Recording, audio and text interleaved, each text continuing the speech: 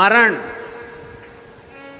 किसी ने हाथ देखकर कह दिया, पत्रिका देखकर कह दिया खूब लंबी उम्र है, खूब जियोगे, 80 साल 90 साल 100 साल, खूब लंबी उम्र है। मालूम पड़े अटैक आया, निपट गए, बैंक का खाता बंद, चल समाप्त, चला। अब तो किसी ने, महाराज जी तुमने तो पत्रिका देखकर कहा था कि उम्र बहुत है, तुमने हाथ देखकर कहा था कि उम्र बहुत है, और ये तो अटैक आए और चले गए।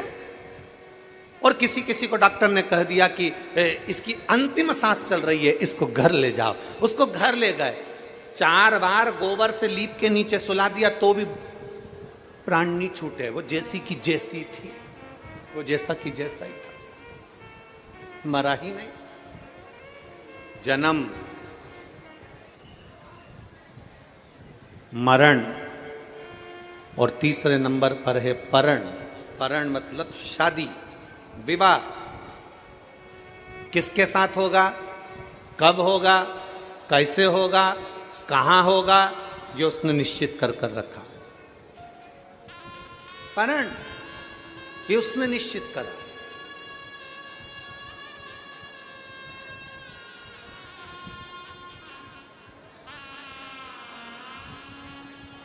मेरी जीजियां बैठी हैं यहाँ पर, मेरे जीजा बैठे हैं यहाँ पर, मेरी बेटियां बैठी हैं, मेरे बेटा बैठे हैं, मेरी माताएं, मेरे भाई बैठे हैं।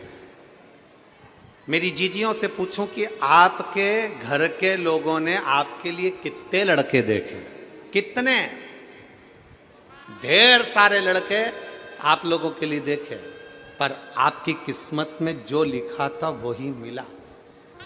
और यहां मेरे जितने जीजा बैठे हैं, जितने भाई बैठे हैं, जितने बेटे बैठे हैं, उनसे कहूंगा आपके लिए कितनी लड़की देखी, पर तुम्हारे भाग्य में जो लिखी थी वही तुम्हें प्राप्त हो। जन्म, मरण और परण, ये 3 शिव के हाथ। आपके सोचे से कुछ नहीं होगा। सुखदेव जी महाराज जाइए, आपकी भक्ति का बल जब बढ़ेगा, आपके विश्वास का बल बढ़ेगा, आपकी श्रद्धा का बल बढ़ेगा, जब आप भगवान की अविरल भक्ति में डूबने लगोगे, तब भगवान ने तुम्हारे ललाट में जो स्त्री लिखी होगी वो तुम्हें मिल जाएगी। जाइए, चले। सुखदेव जी महाराज वन में पहुंच गए।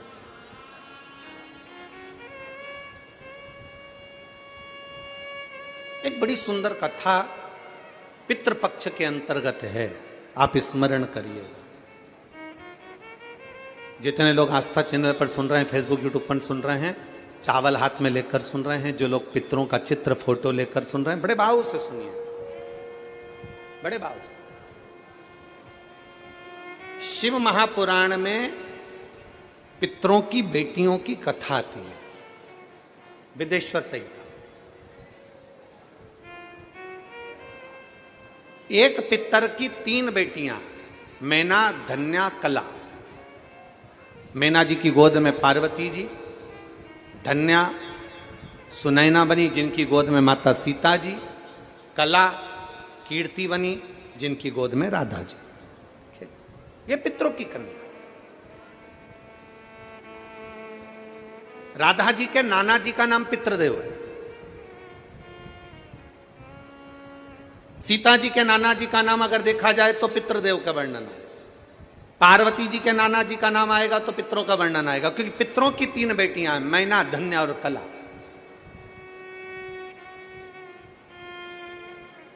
पितरों की 3 बेटियां, और ये तीनों बेटियां आनंद के साथ बैठी थी, और तीनों बेटियां भ्रमण करते करते कहीं पितृलोक में घूम रही थी। पितृलोक में जाते जाते बीच में सनकादि ऋषियों पर इनके वस्त्र का एक अंश, इनके वस्त्र का एक भाग सनकादि ऋषियों की जंघा पर पड़ गया। जंघा पर पड़ा तो उनके छोटे छोटे चरण थे जिसमें उनको घाव लग गया। घाव लगा, उन्होंने श्राप दे दिया कि तुम तीनों को मृत्यु लोक में जाना पड़ेगा, तुम तीनों को पृथ्वी लोक पर जाना पड़ेगा। तीनों हाथ जोड़कर विनय करने लगी, हम पृथ्वी लोक पर चले तो जाएंगे, पर हमारा कल्याण कैसे होगा? तो तीनों से सनकादि ऋषियों ने कह दिया, तुम तीनों की गोद में 3 देवियां खेलेंगी। मैना, तुम्हारी गोद में पार्वती जी खेलेंगी। धन्या, तू सुनैना बनेगी, तेरी गोद में सीता जी खेलेंगी। कला, तू कीर्ति बनेगी, तेरी गोद में राधा जी खेलेंगी। ये 3 देवियां संसार का कल्याण करने वाली होंगी, तो तुम्हारा भी कल्याण अपने आप हो जाएगा, तुम्हारा भी। अब ये कथा तो अपन सुनते हुए आए कि पितरों की 3 बेटियों का। अब कथा आती है एक बभराज नामक सुंदर लोक है पितरों का।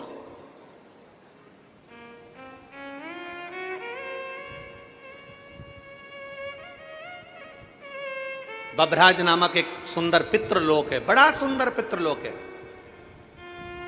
जहां पर पितरों के स्वामी आर्यमा अपने एक मित्र, अपने एक भाई के साथ में विराजमान।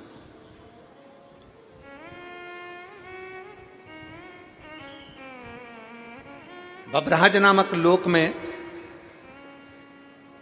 बर्हिपक्ष नामक एक पितृदेव रहते हैं।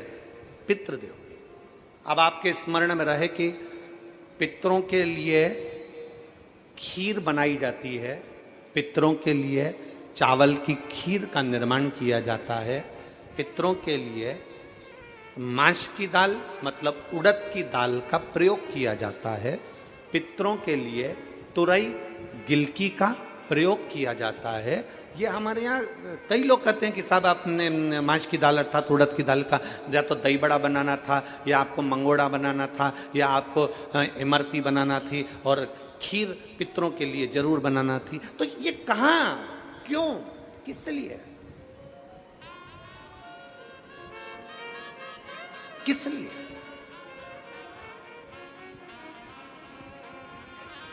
शिव महापुराण की कथा कर रही है। बभराज नामक सुंदर लोक में, पितरों के लोक में बहिर्पक्ष नाम के एक पितृ विराजमान है। ये बहिर्पक्ष पहले पितृ नहीं थे, पर ये भगवान शंकर की भक्ति में इतने तल्लीन रहते थे कि भगवान शंकर इन पर प्रसन्न हो गए। इन्होंने अपने जीवन काल में हर महीने जो शिवरात्रि आती है, ऐसी कोई शिवरात्रि नहीं छोड़ी जिस शिवरात्रि पर शंकर का अनुष्ठान ना किया, अर्थात शिव का अभिषेक ना किया, शंकर भगवान की भक्ति ना करी।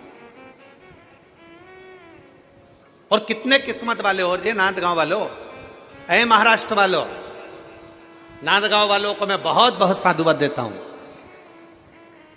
कि आप जिस कथा को श्रवण कर रहे हो पितृपक्ष में, इसी पितृपक्ष के अंतर्गत 30 तारीख को मासिक शिवरात्रि इस पितृपक्ष की पड़ेगी, और आप और हम सब कथा के रसतत्व में बैठे हो। कितने किस्मत वाले, भाग्यशाली, ये आपके भाग्य की सराहना है आपको।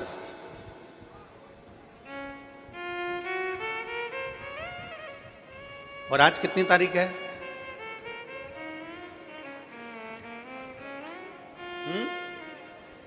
27।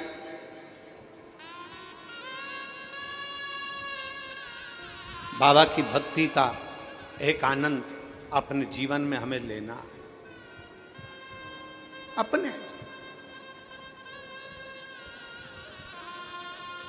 बर्हिपक्ष शिव की भक्ति में लगे रहते थे, पंचाक्षर मंत्र, षडाक्षर मंत्र का प्रयोग करते थे। ओम नमः शिवाय, ओम नमः शिवाय, ओम नमः शिवाय। लगे भगवान बहिर्पक्ष भगवान शिव की भक्ति में लगे हुए थे। इतनी भक्ति करी कि देवाधिदेव महादेव प्रसन्न हो गए। वर मांग, तुझे क्या चाहिए? प्रभु, जो दुनिया का सबसे सुंदर लोक हो वो मेरे को दे दे। जो दुनिया का सबसे सुंदर लोक। कई लोग कहते हैं गुरुजी हमारा दुख नहीं कट रहा, हम बड़े तकलीफ में, हमारा दुख नहीं कट रहा, हमारा दुख बड़ा परेशान करे जा रहा है, हमारा दुख नहीं कटता, हमारा दुख नहीं कटता, हमारा दुख समाप्त नहीं होता। हमारा निवेदन है, जब रावण, हमारे लोग कहते हैं हमारी समस्या समाप्त नहीं हो रही, हमारी समस्या खत्म नहीं हो रही। हम कहते हैं जब रावण, कंस, हिरण्यकशिपु, हिरण्याक्ष, बकासुर, अघासुर, पूतना, ताड़का आदिक जितने भी हैं असुर, जब वो समाप्त हो सकते हैं तो आप अपना कर्म करते जाओ, एक लोटा जल देवाधिदेव महादेव को चढ़ाते जाओ। जब रावण समाप्त हो सकता है, कंस समाप्त हो सकता है, तो तुम्हारा दुख भी समाप्त जरूर होगा। एक शिव भक्ति, एक शिव तत्व, एक शंकर भगवान की अविरल भक्ति हमारे जीवन में समाहित, जीवन में समाहित। और मैंने तेरे ही भरोसे बाबा, तेरे ही भरोसे हवा बिच उड़ती जावागी, बाबा डोर हंतो छड़ी ना में कटनी जावागी, भोले मैं तेरी शंभो मैं तेरी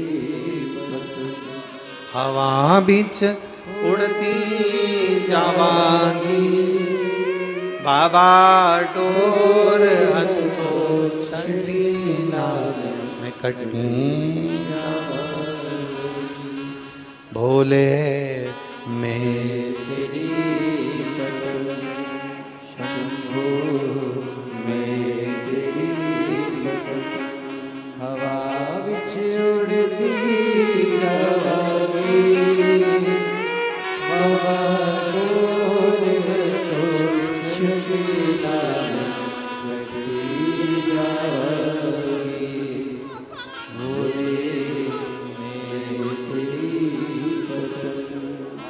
शंभो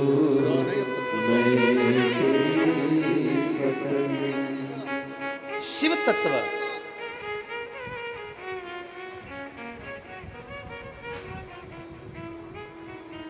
एक बहन का बेटा पीडब्ल्यूडी में लग गया और दूसरी जो आई हैं 8 साल से बेटा सरकारी नौकरी की तलाश में था। बाबा के कावड़ यात्रा भरी सीहोर की और बाबा की कृपा से महाराष्ट्र पुलिस में उसका सिलेक्शन हो गया और वो भी उसमें शिव तत्व अभी पुणे में सर्विस कर रहा है। पुणे एक विश्वास, एक भरोसा, एक दृढ़ता,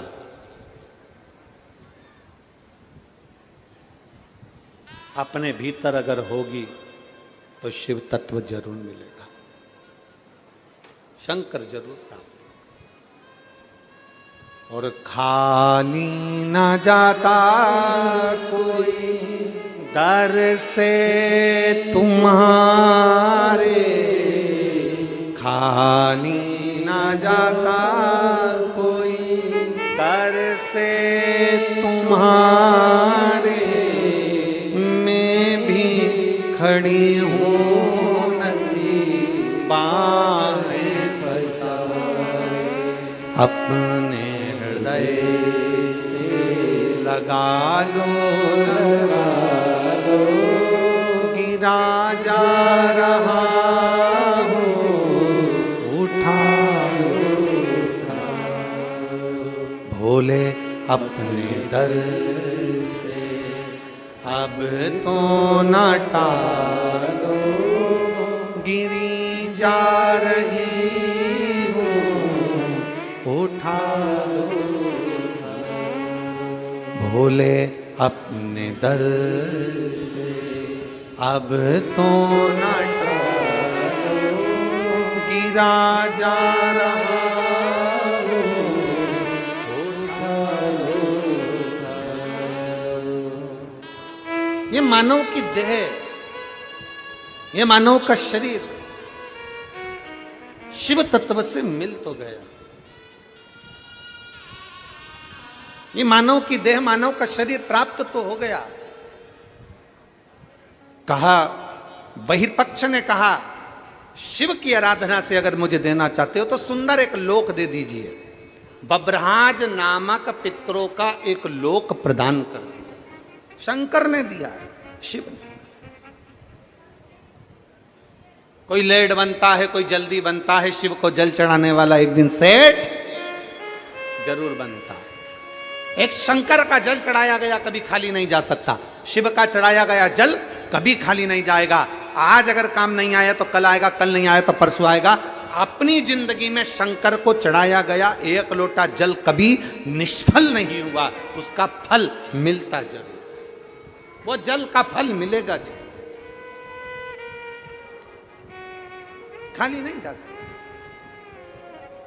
अब बहिर्पक्ष अपने पितृलोक में रहने लगे। इतना सुंदर लोक, इतना सुंदर लोक, जिस लोक में सब श्वेत आनंदमय हो, सबकी भलाई का कार्य होता हो।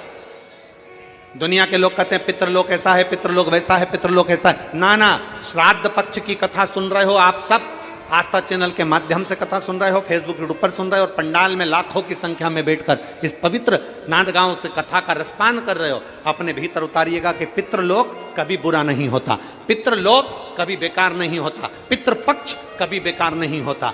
जो दुनिया के लोग कहते हैं कि पितृपक्ष में सामान मत खरीदो, पितृपक्ष में मकान मत बनाओ, पितृपक्ष में मकान का मुहूर्त मत करो, पितृपक्ष में ये मत करो, श्राद्ध में ये मत करो, श्राद्ध में वो मत करो, सबके हाथ जोड़ कर कह देना कि पितृपक्ष में मेरा शंकर देव अधिदेव महादेव और पितृदेव, ये दोनों की कृपा बरसती है और हमारा कल्याण होता है।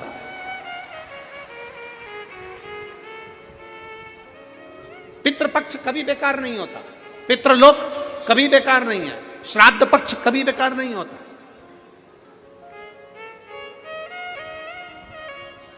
श्रद्धा कभी बेकार नहीं होती, आपके भीतर की श्रद्धा होना चाहिए। किया गया अच्छा कर्म कभी बेकार नहीं होता। आप अच्छा कर्म करते रहो, कभी आपके जीवन में तकलीफ नहीं है, कभी तकलीफ नहीं है।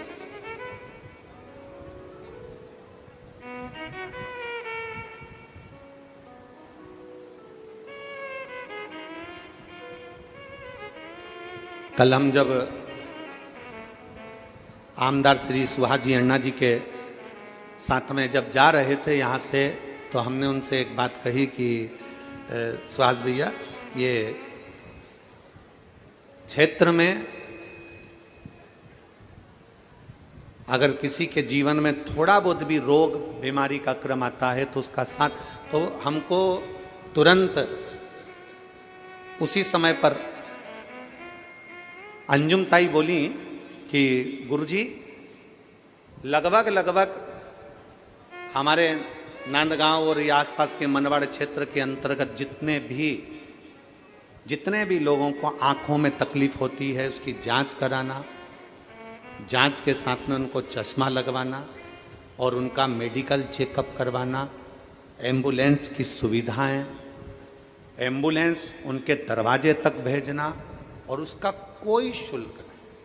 हमने तुरंत श्रीमती अंजुम ताई के शब्द सुनकर हमने उनको धन्यवाद दिया कि आप दोनों को ये साधुवाद है कि आज के ज़माने में सबसे ज़्यादा महंगा होता है मेडिकल, और आप इन साधारण सहज लोगों के लिए, आपके क्षेत्र के लोगों के लिए आपने इतनी सुविधा दे रखी है, उसके लिए मैं आपको साधुवाद देता हूँ।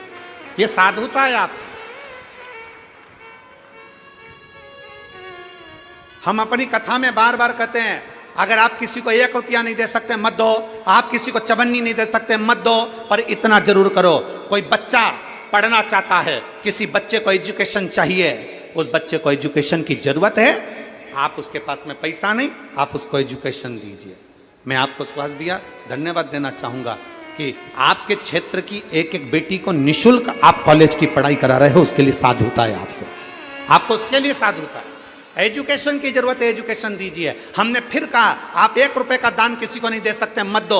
अपने नजदीक में कोई रह रहा है, उसको बीमार है, तकलीफ में, और आपके दरवाजे पर अगर कोई आकर अलख जगा रहा है कि भैया मेरे यहाँ तकलीफ है और आपको ये बीमारी मालूम पड़े, आपका सहयोग मिल जाए, उससे बढ़कर और क्या चाहिए। इससे बढ़कर दुनिया का कोई सुख नहीं है। आप 1 रुपए किसी को मत दो, नहीं देते मत दो, पर कोई भूखा है उसको भोजन करा दो, कोई प्यासा है उसको पानी पिला दो। आपके हाथों से सत्कर्म करते चलिए, सत्कर्म। क्या पूछेगा ऊपर भोलेनाथ? अरे ओ नांदगांव वालों, ऊपर जाएंगे अपन तो भगवान क्या पूछेगा? तूने पाप कितने किए, ये पूछेगा? अरे बोलो तो जम के नहीं, भगवान तुम्हारे जैसा फ्री नहीं है जो पाप पूछेगा कि पाप कितने किए। जैसे अपन लोग फ्री रहते ना तो दुनिया का बस यही देखते रहते, उसने क्या बुरा करा, क्या बेकार करा, क्या गलत किया, अपन 24 घंटे बस इसी में लगे रहते। भगवान ऐसा फ्री नहीं बैठा कि तुमसे पूछेगा तूने पाप कितना किया। भगवान तुमसे ये भी नहीं पूछेगा कि तूने पुण्य कितना किया, यह भी परमात्मा नहीं पूछेगा। उसके पास में डायरियां बनी हुई है तेरे पाप की, तेरे पुण्य की। जब अपन पैदा हुए अपने अंदर एक सिम फिट करके जन्म दिया है परमात्मा ने, उसके पास सारा लेखा जोखा, एक बटन दबाएगा तेरे पाप और पुण्य का लेखा उसके पास आ जाएगा कि कहां भेजना है। पहले का समय था कि चित्रगुप्त महाराज खाता देखते थे, आजकल चित्रगुप्त महाराज भी लैपटॉप रखते हैं। पहले का समय था कि चित्रगुप्त महाराज खाता देखते थे, आज के समय में चित्रगुप्त महाराज लैपटॉप रखते हैं, एक बटन में दबाते हैं, बस दबाते थे देख लेते कितना पाप कितना पुण्य। बस उसी तरह भगवान तुमसे नहीं पूछेगा कि तुम्हारा पाप कितना किया, भगवान तुमसे नहीं पूछेगा कि तुमने पुण्य कितना करा, पर भगवान तुमसे जरूर पूछेगा कि तेरे को मनुष्य का शरीर दिया था, पृथ्वी पे जाके एंजॉय कितना किया, खुश कितना रहा, सुखी कितना रहा, तूने अपने आनंदमय जीवन को कितना जिया। ये मानव का शरीर बार बार नहीं मिलता। 83,99,999 जन्म निकलने के बाद 84,00,000वें नंबर का जन्म है मनुष्य का जन्म। और उस मनुष्य के जन्म में तूने भजन नहीं करा, मनुष्य के जन्म में तूने भक्ति नहीं करी, मनुष्य के जन्म में तूने किसी प्यासे को पानी नहीं पिलाया, मनुष्य के जन्म में तूने किसी भूखे को भोजन नहीं कराया, अपनी प्रसन्नता में जिया नहीं, पूरी जिंदगी रो रो के मर गया। कभी अभी हमने कथा में कहा था, छत्तीसगढ़ में बचपन में होमवर्क, जवानी में होम लोन और बुढ़ापे में अलोम विलोम, जिंदगी समाप्त।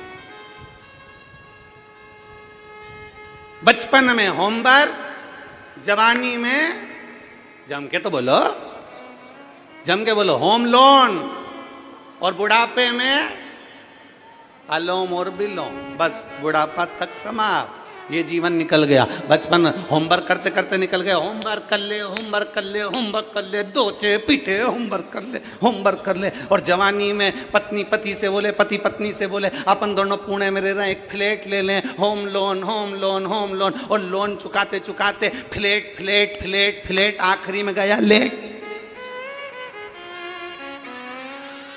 और हो गया फ्लैट। बचपन में होमवर्क, जवानी में होम लोन और बुढ़ापे में शरीर साथ नहीं दे रहा तो सुबह से शाम तक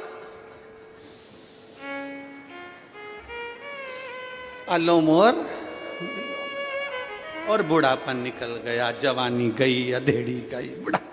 परमात्मा पूछेगा पाप कितना किया। भगवान इतना फ्री नहीं है तुमसे पूछे कि पाप कितना किया, भगवान इतना फ्री नहीं है कि तुमसे पूछे कि पुण्य कितना करा। भगवान तुमसे पूछेगा मनुष्य का शरीर दिया था, क्यों रे? नांदगांव में कथा हो रही थी, गया था, बैठा था, चले जाता, थोड़ा एंजॉय कर लेता, कहीं बैठकर कथा का रसपान कर लेता। ये मानव का शरीर मिला था, तूने यूं ही गवा दिया, बड़ी मुश्किल से मिला था, यूं ही चले गया। 7 दिन की कथा में आज 2 दिन चले गए, कितने दिन बचे? अरे बोलो तो 5 दिन। 5 दिन ऐसे ही चले जाएंगे और तुम सोच सोच के रह जाओगे, अब बस कल जाऊंगी, बस कल जाऊंगी। और कल से पहले, कल दोपहर में कथा होने वाली है 1 बजे से, और उसके पहले रात्रि के 11:30 बजे छाती में दर्द हुआ, निपट गई तो क्या करोगे? करोगे क्या? किसको भरोसा, किसको भरोसा? अरे साथ देती नहीं ये किसी का, क्या भरोसा है इस जिंदगी का। साथ देती नहीं ये किसी का, क्या भरोसा है इस जिंदगी का। क्या भरोसा है? कौन सा भरोसा? खुश होकर जियो, फुल एंजॉय। अपना मानव का देह मिला है, कभी किसी का बुरा मत करो, फुल आनंद के साथ, मस्ती के साथ, आनंद के साथ, भक्ति के साथ, भजन के साथ, कीर्तन के साथ, अपने आनंद में खुशियों के साथ जियो, रोकर नहीं। Smile please. फोटो वाला भी कह देता है जब फोटो खिंचवाने जाओ तब, फोटो वाला भी कहेगा ए आई स्माइल, ए भाऊ स्माइल। फिर निवेदन है, कितने सारे लोग फोटो ले लेके आए हैं अपने पूर्वजों का, फोटो को देखकर जरा विचार करो, इनका एक ही फोटो है। आपसे निवेदन है, जिंदा होना तब तक डीपी पे रोज फोटो बदलो, नहीं तो आखिरी में तो एक दीवार पे भी लग जाता है, दीवार पे। और जितना सेल्फी में स्माइल देते हो ना, उतना सेल्फ जीवन में स्माइल दीजिए, उतना अपने जीवन में स्माइल, खुश रहो, प्रसन्न।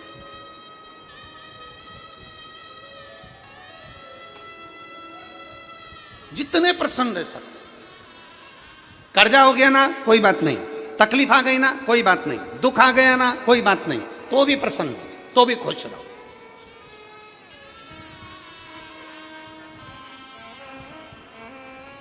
आप प्रसन्नता का जीवन जियो, प्रसन्नता।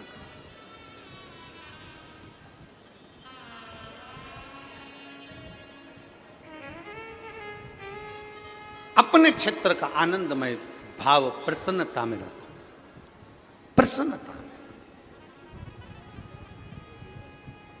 शिव पुराण कह रही है, भगवान शंकर का चरित्र कर रहा है, भगवान शंकर का संवाद कर रहा है।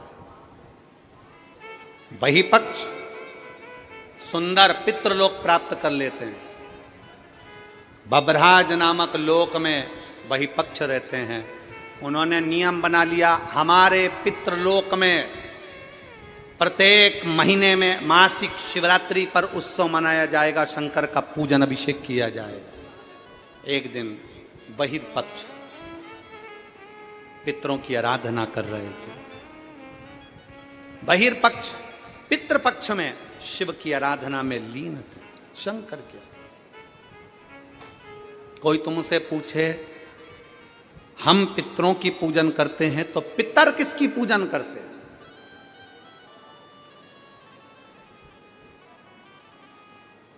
कोई तुमसे पूछे कि हम पितरों की पूजन करते हैं, तो पितृ किसकी पूजन करते हैं? उस समय पर आपका जवाब होना चाहिए कि पितृलोक में रहने वाले बहिर्पक्ष, पितृलोक में रहने वाले बहिर्पक्ष पितृ शंकर भगवान की आराधना में लीन रहते हैं, शिव की आराधना में लीन रहते हैं, शंकर की बहिर्पक्ष शिव की आराधना। बहिर्पक्ष बैठे थे, मासिक शिवरात्रि थी, शिवरात्रि का दिन था। उनके मन में आया मेरे घर में कोई ऐसी बेटी का जन्म हो, ऐसी कन्या का जन्म हो, ऐसी बेटी का जन्म हो जो संसार सागर में अपने आनंद के साथ जिए और जीवों का कल्याण करे। बहिर्पक्ष के घर में एक बेटी ने जन्म लिया जिसका नाम पीवरी हुआ। पीवरी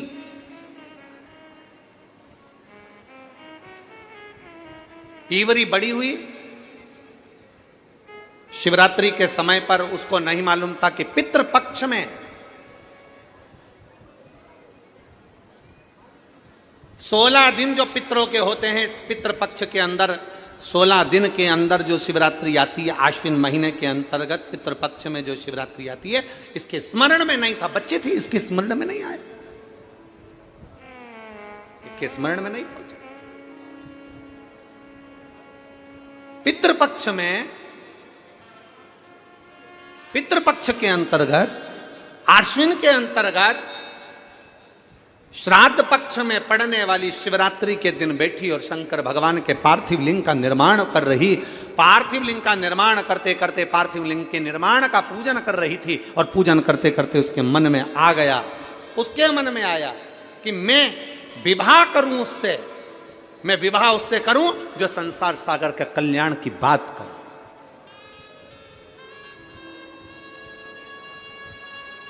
संपूर्ण विश्व के कल्याण की बात, मैं विवाह उससे। पीवरी के मन में आ गया। इसलिए आज भी जिस बेटा बेटी का विवाह 35 साल 40 साल 30 साल हो गए और शादी नहीं हो रही हो, जिस बेटा बेटी का संबंध नहीं हो रहा, उससे निवेदन है पितृपक्ष में जो शिवरात्रि आ रही है, उस पितृपक्ष की शिवरात्रि के दिन एक बूंद घी, गौ माता का घृत, गाय के दूध से बना हुआ, गौ माता का गाय के दूध से बना हुआ घी एक उंगली में जरा सा लगाकर जिस लड़का लड़की का विवाह नहीं हो रहा हो वो लेकर जाए, शंकर के शिवलिंग पर उसका लेपन करे और उसी उंगली को अशोक सुंदरी वाली जगह पर पीवरी के नाम से, पितृपक्ष में सुखदेव जी महाराज की धर्म पत्नी पीवरी के नाम से अगर अशोक सुंदरी वाली जगह पर लगाकर एक लोटा जल भगवान शंकर को समर्पित कर दे तो उसका विवाह होता ही है। अगला पितृपक्ष आएगा उससे पहले उसका विवाह होगा ही होगा, विवाह होगा।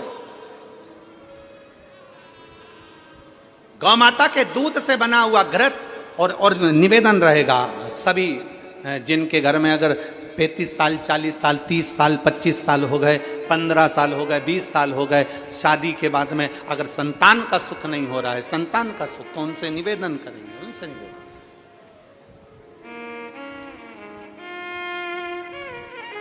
प्रयास करो श्राद्ध पक्ष में भगवान शंकर को थोड़ा सा शिवरात्रि के दिन घृत, गाय के दूध से बना हुआ घी, गाय के दूध से, नकली नहीं, नकली ने तो अभी धमाल मचा रखा है तिरुपति में,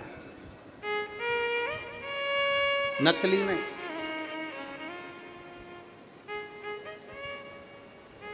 कल हमने कथा में कहा था, आप लोगों के स्मरण में है, कल कथा में कहा था जरूरी नहीं कि 5 लीटर दूध भगवान को चढ़ाया जाए, जरूरी नहीं कि 10 लीटर दूध भगवान को चढ़ाया जाए, जरूरी नहीं कि ढेर सारी सामग्री भगवान को चलाई जाए। शंकर भगवान की कथा कहती है अगर एक बूंद, एक चम्मच भी अगर आप दूध दे रहे हो, असली दीजिए, गौ माता का दीजिए।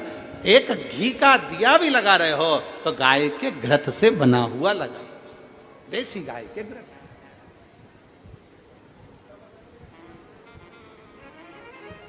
थोड़ा सा भी दो पर भगवान को शुद्ध दो, थोड़ा सा, अशुद्ध नहीं चाहिए।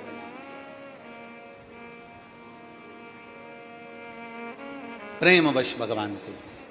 अब पीवरी ने मांगा तो निवेदन अगर बन सके, जिनके घर में संतान का सुख नहीं है, अगर ये शिवरात्रि जो आ रही है श्राद्ध पक्ष की, श्राद्ध पक्ष की शिवरात्रि मतलब पितृ और महादेव दोनों का वर हमको प्राप्त होता है। मान लो घर में पितृदोष हो गया, आहुत दोष हो गया, वासुक दोष हो गया, काल सर्प दोष हो गया, सारे दोष तुम्हारे पास में, कोई ने कह दिया मंगल हो गया, कोई ने कह दिया शनि चढ़ गया, कोई ने कह दिया बुध चढ़ गया, कोई ने कह दिया गुरु चढ़ गया, कुछ भी चढ़ जाए, तुम महादेव के पास जाइए।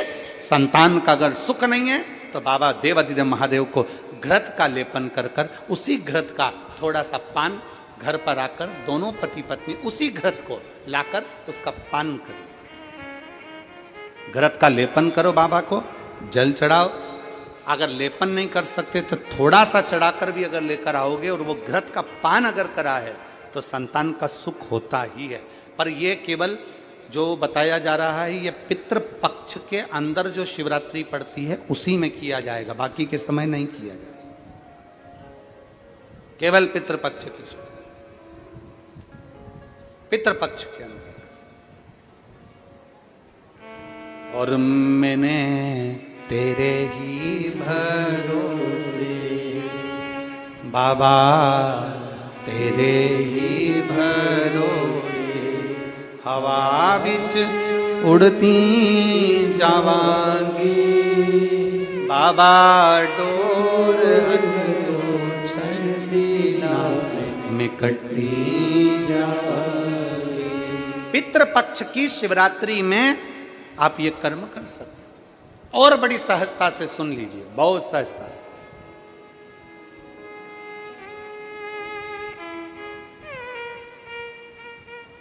जो बेटा कंपटीशन एग्जाम में बैठ रहा है, जो बेटा कहीं ना कहीं इंटरव्यू देने जा रहा है, उससे निवेदन है पढ़ने वाले बेटे से कि अपनी मेहनत को 4 गुना बढ़ा ले।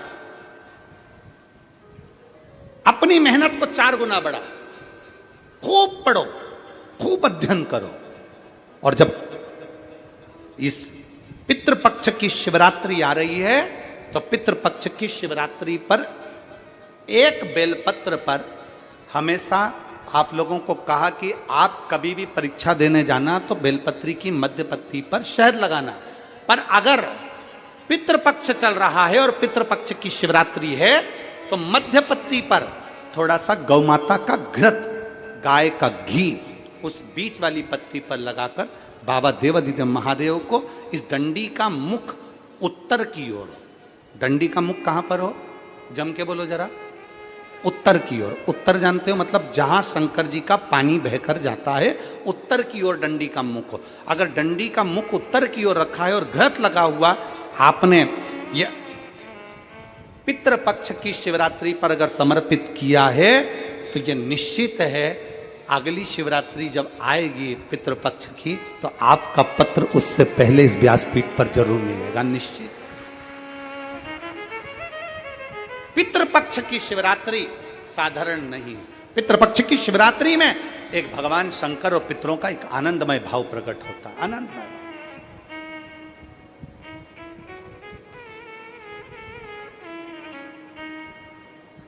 और मैंने तेरे ही भरोसे बाबा, तेरे ही भरोसे हवा विच उड़ती जावांगी बाबा, डोर हत्तो छड़ीना में कटी जावांगी। भोले मैं तेरी शंभो मैं तेरी हवा बिच उड़ती जावांगी बाबा, डोर हत्तो छड़ीना में कटी जावांगी। पितृपक्ष में पढ़ने वाली शिवरात्रि पीवरी ने भगवान शिव से वर मांगा। बाबा देवाधिदेव महादेव की कृपा ऐसी हुई कि भगवान शंकर का ही स्वरूप अंश श्री सुखदेव जी महाराज, भगवान शिव का एक अंश स्वरूप श्री सुखदेव जी महाराज। एक बार ये कथा कह रहे थे तो किसी ने पूछा कि सुखदेव जी भगवान शंकर का अंश कैसे हो गए? तो कहा जिस समय पर भगवान शंकर माता पार्वती जी को अमर कथा सुना रहे थे, अमर कथा सुनते समय त्रिशूल लेकर माता पार्वती चारों तरफ घूमी, सबको भगाया। तोते का अंडा कोटर में गिर गया, उस अंडे के अंदर तोते का बच्चा था जिसने शंकर भगवान के मुख से अमर कथा को सुन लिया। और वो तोते का बच्चा जब भागा तो व्यास जी महाराज की धर्मपत्नी के गर्भ में जाकर बैठ गया।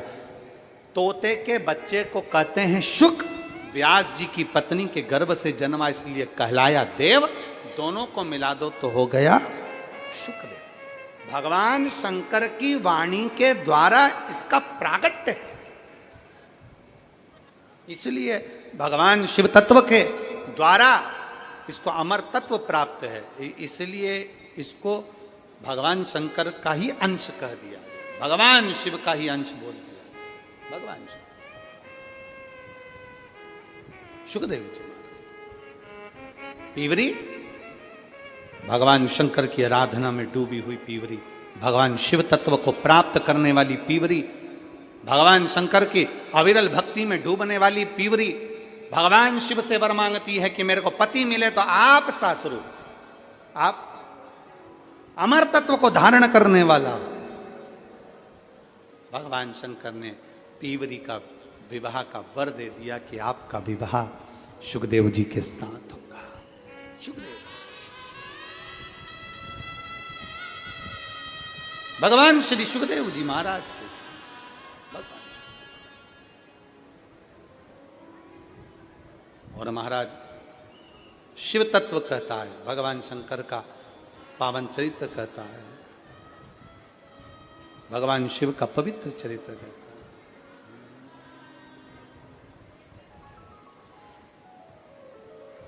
कि बुला लो काशी नगरी, दिल से बाबा को प्रार्थना करिए, हृदय से विनय करिए, जहां जगह मिले वहां बैठ जाओ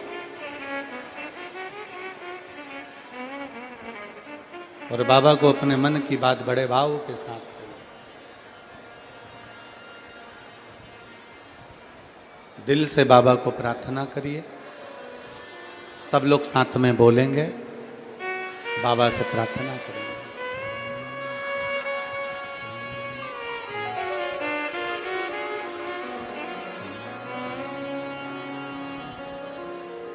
श्री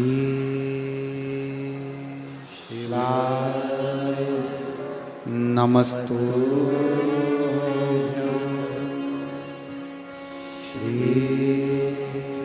शिवाय नमस्तु, श्री शिवाय नमस्तु, श्री शिवाय नमस्तु, श्री शिवाय नमस्तु।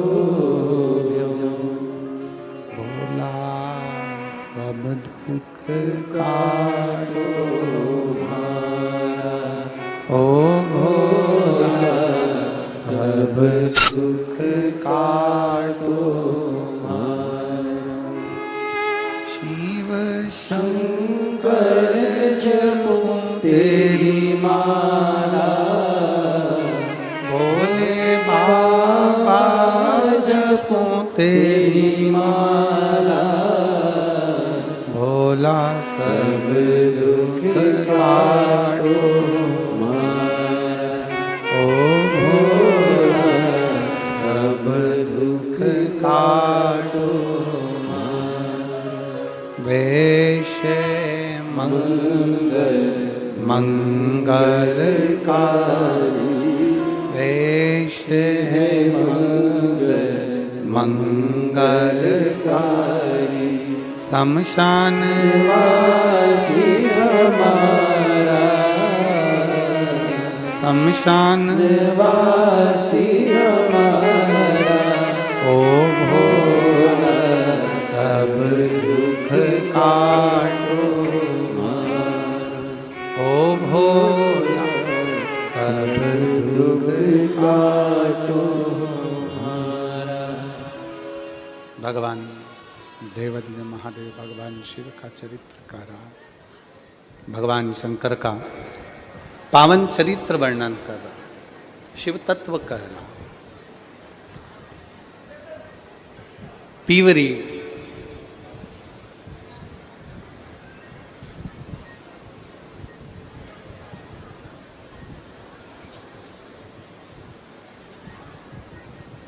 पीवरी भगवान श्री सुखदेव जी महाराज से भी हैं। हमारे बीच में इस क्षेत्र के मिनिस्टर डॉक्टर भारती पवार जी आई हैं। मैं आमंत्रित करता हूं, आप आकर व्यासपीठ को नमन कर लें। एक बार जोरदार ताली बजाकर इनका स्वागत, वंदन, अभिनंदन। शिव तत्व की प्राप्ति हो।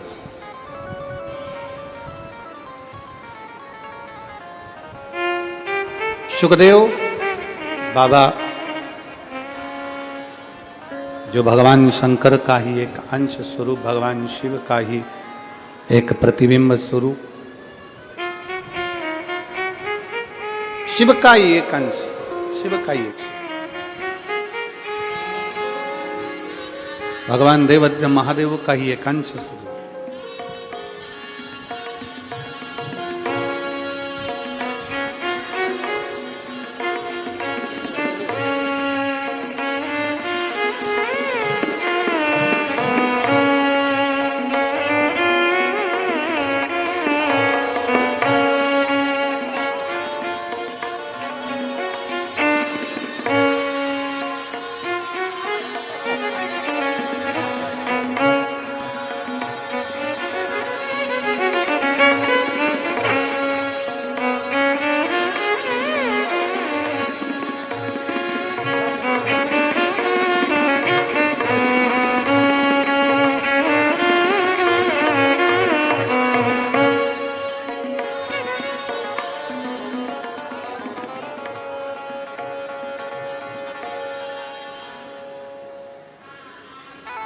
श्री सुखदेव जी महाराज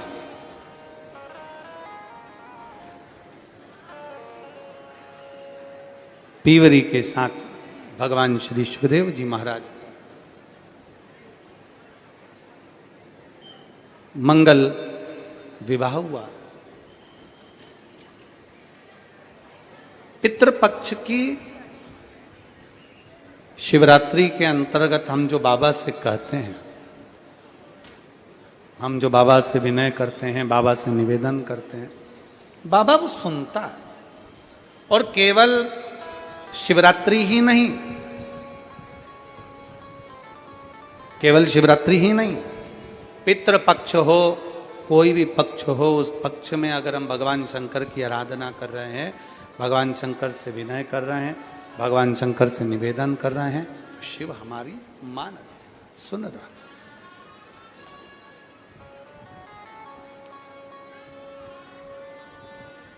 हमने पहले भी कथा में कहा, फिर कह रहे हैं, इस नांदगांव के इस पवित्र प्रांगण में पितृपक्ष की इस कथा में फिर वर्णन कर रहे हैं। शिव तुम्हारा शरीर नहीं देखेंगे, शिव तुम्हारा आभूषण नहीं देखेंगे, शिव तुम्हारा धन नहीं देखेंगे, शिव तुम्हारी संपदा नहीं देखेंगे, शिव तुम्हारा केवल हृदय भक्ति और उस भक्ति का विश्वास, श्रद्धा, वो देखेंगे। शिव तुम्हारा विश्वास, शिव तुम्हारा भरोसा, शिव तुम्हारी भक्ति देखेंगे। भक्ति के बल पर ही तो परमात्मा आता है, भक्ति के बल पर ही परमात्मा प्राप्त होता है, भक्ति के बल पर ही भगवान आते हैं, भक्ति के बल पर ही परमात्मा पहुंचता है। कहा विदर्भ राज भीष्मक की कन्या रुक्मणी, और कहा द्वारिका के नाथ द्वारिकाधीश, कहां द्वारिका के नाथ द्वारकाधीश, जरा विचार करिए। एक तरफ विदर्भ राज भीष्मक की कन्या रुक्मणी है, दूसरी तरफ द्वारका नाथ है। द्वारका नाथ कभी रुक्मणी को नहीं देखे तो रुक्मणी कभी द्वारकाधीश को नहीं देखे। रुक्मणी ने कभी भगवान द्वारकानाथ को नहीं देखा था, रुक्मणी ने कभी द्वारकाधीश को नहीं देखा था, और द्वारकाधीश ने कभी रुक्मणी को नहीं देखा था, कभी नहीं देखा। केवल एक विश्वास, केवल एक भरोसा। देखिए एक पत्र है बड़ा सुंदर। भरोसा किसे कहते हैं, विश्वास किसको कहते हैं, ये देखिए। देते हैं पल्ला झाड़ कर, महादेव देता है छप्पर।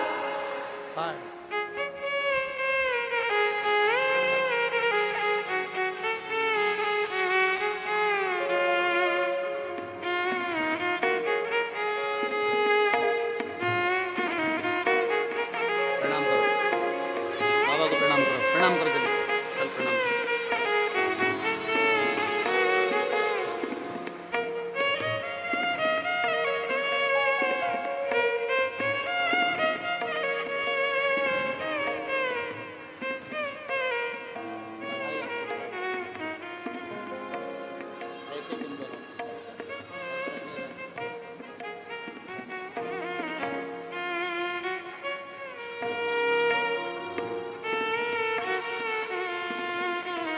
उनतीस साल के बाद देवाधिदेव महादेव ने बच्चे दिए हैं। एक बार जोरदार ताली बजाकर स्वागत। एक बेटा एक बेटी शिव कृपा से प्राप्त हुए। मैं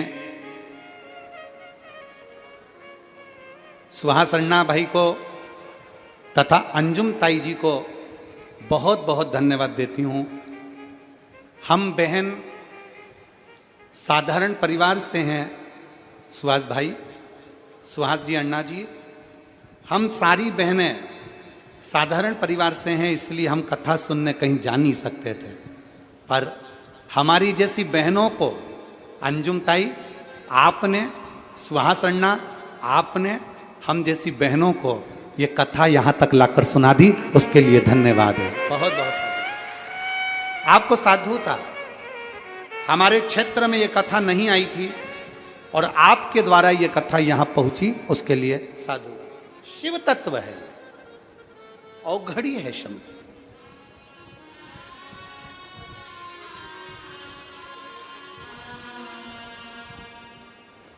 आपका विश्वास प्रबल हो जाए, प्रबल। फिर निवेदन करेंगे। इन्होंने एक बात बड़ी अच्छी लिखी कि हमारी सास महाराष्ट्र की प्रत्येक कथा में जाती थी और वहां से थोड़ी सी मिट्टी लाकर, अर्थात मिट्टी का महत्व नहीं है, महत्व है आपकी शिव महापुराण की कथा को सुनने का, उस कथा का लाभ लेने का। और क्यों? कई लोग कहते हैं गुरुजी आप कथा बाजते हो, वहां पर दुनिया के लोग कथा श्रवण करने के लिए आते हैं, तो वहां शंकर भगवान के मिट्टी में क्या ऐसा? हम शिव महापुराण की मिट्टी की बात नहीं कर रहे, हम शिव महापुराण की बात कर रहे हैं। जितने शिव भक्त कथा को सुनने के लिए आते हैं, एक बात अपने अंदर उतार कर रखना,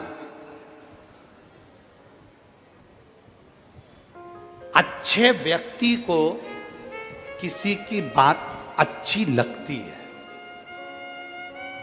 आपके अंदर अगर बुराई भरी होगी ना, तो आपको किसी की बात अच्छी नहीं लगेगी, हमेशा बुरी ही लगेगी। पर आप लाखों की संख्या में इतने बड़े बड़े डूम लगाए गए हैं, पीछे वाले तो इतना बड़ा डूम है, इतना बड़ा डूम है कि पीछे वाले तो हमको उनका चेहरा भी नजर नहीं आ रहा, कि चेहरे की जगह केवल उजाला उजाला दिख रहा। और तीनों डूमों की ये स्थिति है पीछे वाले। आप जरा विचार करिएगा,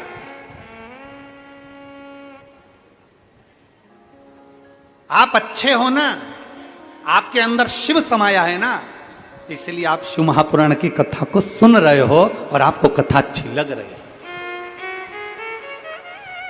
भीतर से अच्छाई झलकती है, अपने भीतर से कथा सुन। और हम तो एक बात हमेशा कहते आए, आज फिर कहेंगे कि देखिए, ये शिव महापुराण की कथा जहाँ होती है वो भूमि साधारण नहीं होती। हम तो उसको कैलाश पर्वत मानते हैं, जहाँ पर कथा का रसतत्व श्रवण करने का प्रेशर, बड़ा प्रेशर, जहाँ कथा का रसतत्व श्रवण करने का सौभाग्य मिलता। बोल बम का नारा है। तुम्हारी आवाज बहुत धीमी हो गई, बात क्या है? उपास उपास चल रहे हैं क्या? तो फिर जरा दम के बोलो ना। बोल बम का नारा है, सारी समस्या का हल। अब निकली आवाज दमदारी से, हरा हरा। बहुत बढ़िया, जरा जम से बोलो। दीन बंधु दयालु दया कीजिए। जो दोनों हाथ उठाकर हर हर महादेव नी बोले, उसको उठा लीजिए। अच्छे से बोलो, हर महादेव। कितना डर लग रहा है, कितना डर। शिव तत्व के भीतर उतारे, भगवान शंकर की अविरल भक्ति को भीतर उतारे, शिव भक्ति।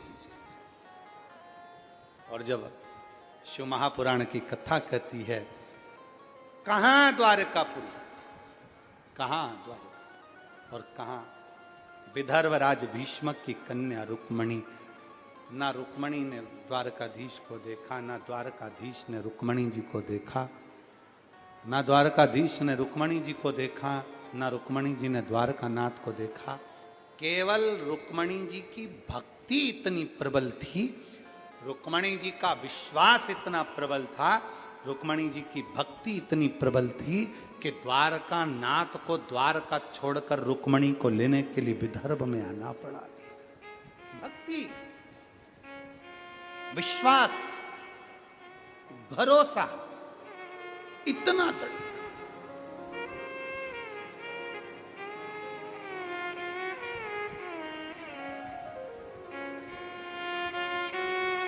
आपके भीतर की भक्ति क्या कहती है? एक बहन यहां आई है, एक महिला आई है मनवाड़ से। मनवाड़ के पास में 20 किलोमीटर मनवाड़ के इस नांदगांव और मनवाड़ में रहती हैं, इसी क्षेत्र की है। 20 किलोमीटर दूर से कोई कामना थी इनकी, देवाधिदेव महादेव ने पूरी कर दी। तो 20 किलोमीटर दूर से अपने घर से दंडवत करती करती करती करती यहां पहुंची, दंडवत करती।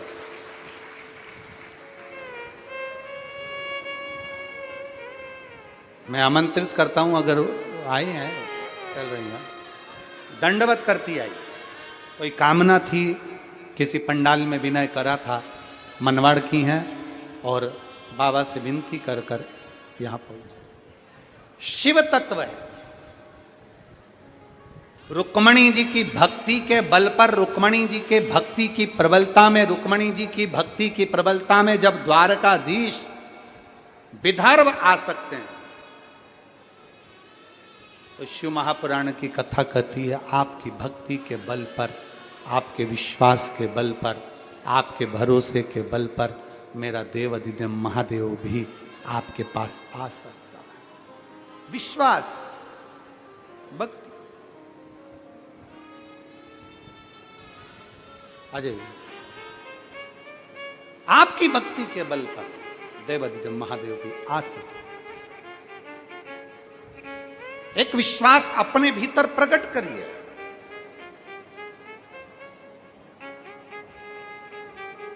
बेलपत्र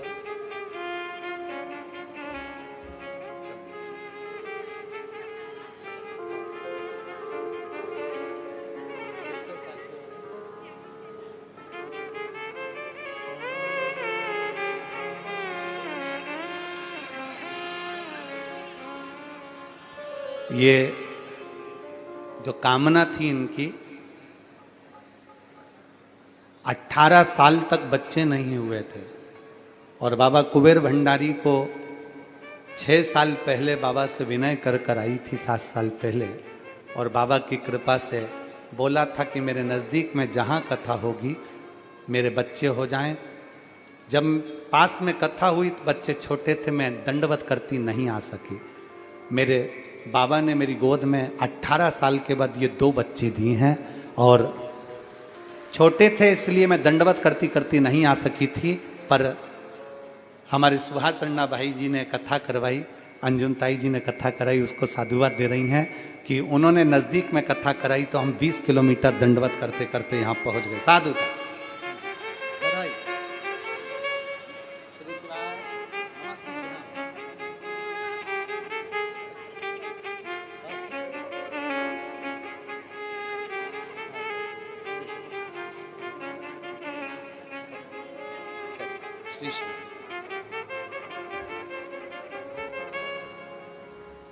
शिव तत्व की प्राप्ति है। शंभु ओघड़ी है, ओघड़ी।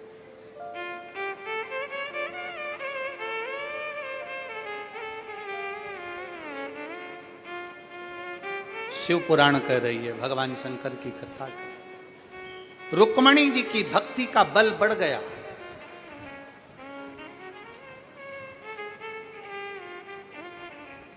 रुक्मणी जी की विश्वास का बल बढ़ गया, इसलिए द्वारकानाथ को आना पड़ा, द्वारकाधीश को पहुंचना पड़ा।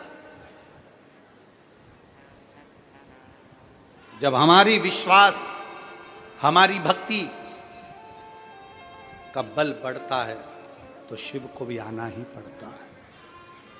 बस शिव महापुराण की कथा कहती है कि तुम्हारे विश्वास के बल पर तुम बाबा देवाधिदेव महादेव के चरणों में झुकते रहो, झुकते रहो। झुकने से कभी कुछ बिगड़ा नहीं है, झुकने से हमेशा प्राप्त ही हुआ है, कुछ बिगड़ा नहीं।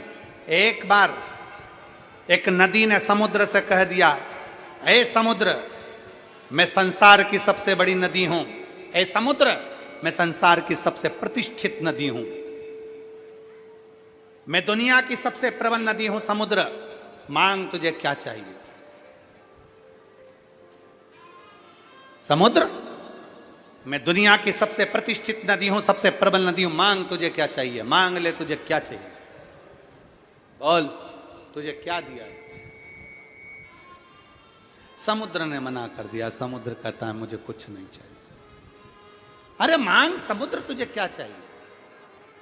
नदी को अहम था, नदी को अहंकार था, नदी को अभिमत्ता थी, नदी को अभिमान था। मांग ले, तुझे क्या दिया जाए, क्या दूं मैं तुझको, क्या प्रदान करूं मैं तुझको। समुद्र ने फिर मना कर दिया, नदी मेरे में रतन है, माणिक है, मोती है, सोना है, चांदी है, हीरा है, पन्ना है। समुद्र कहता है मेरे पास रतन भरा पड़ा है, माणिक भरी पड़ी, औषधि भरी पड़ी, सब कुछ मुझ में है। मुझे नदी तुझसे कुछ नहीं चाहिए, तुझसे कुछ नहीं चाहिए। नदी ने फिर कहा, समुद्र तू मुझे जानता नहीं है, मांग तुझे क्या चाहिए। समुद्र मांग ले, तुझे क्या चाहिए। नदी बार बार बार बार कर रही है, समुद्र बार बार मना कर रहा है। तब नदी का अहंकार देखा, नदी का अहम देखा, तब समुद्र ने कह दिया, नदी अगर तू देना चाहती है तो एक काम कर, हरी हरी दूबा, हरी हरी दुर्व, हरी हरी घास, हरी दुर्वा हरी घास लाके मुझे दे दे। समुद्र ने जैसे कहा तो नदी मुस्कुराई। नदी को हंसी आ, क्या रे समुद्र, मांग भी रहा है तो क्या मांग रहा है, हरी दुबा हरी घास, धूप दुर्वा।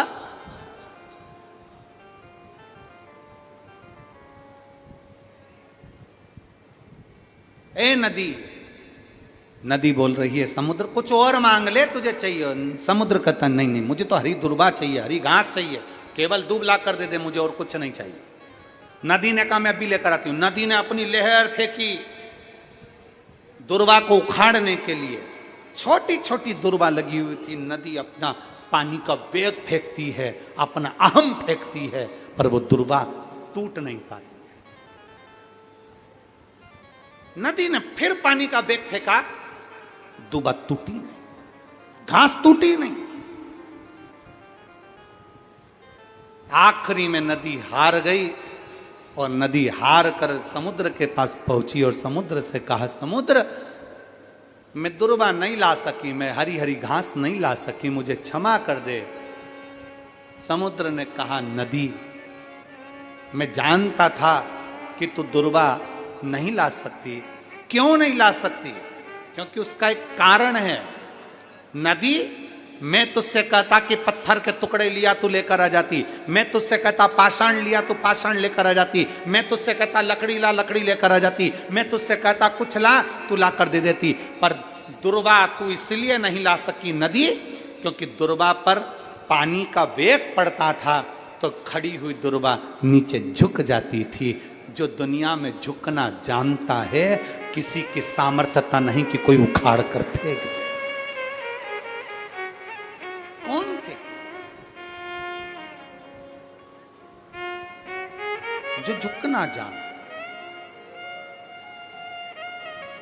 दुनिया में जिसने झुकना सीख लिया, झुकना अपने माता पिता के आगे, अपने बड़ों के आगे, अपने बुजुर्गों के आगे, अपने सम्मानियों के आगे आपने आदर करना प्रारंभ कर दिया, सम्मान देना प्रारंभ कर दिया, आदर करना प्रारंभ कर दिया, आप सत्कार करना प्रारंभ कर दिए, आप प्रणाम करना प्रारंभ कर दिए, आपने झुकना प्रारंभ कर दिया, तो किसी की सामर्थ्यता नहीं कि कोई आपको उखाड़ कर फेंक दे। दुनिया का सबसे बड़ा तत्व है झुकना, प्रणाम करना, नमन करना, आदर देना, सत्कार करना, सम्मान करना।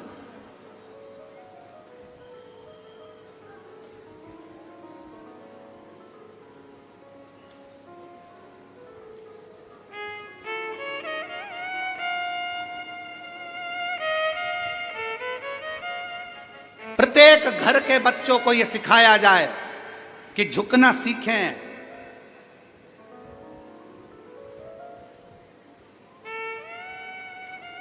वो कहते हैं ना, हमको तो इतना आता है, तुमचा मुलगा मुलगी अहंकार ना करे, उनको समझाओ। अपने घर के बच्चों को समझाया जाए, अपने घर के बच्चों को ये सीख दी जाए कि दुनिया में झुकने से परमात्मा की प्राप्ति हो सकती है। परमात्मा अकड़ से कभी शिव नहीं मिल सकता, अहम से कभी शिव नहीं मिल सकता। शिव को पाने का सबसे सुंदर तरीका है अपने भीतर से अहमता को निकाल दो।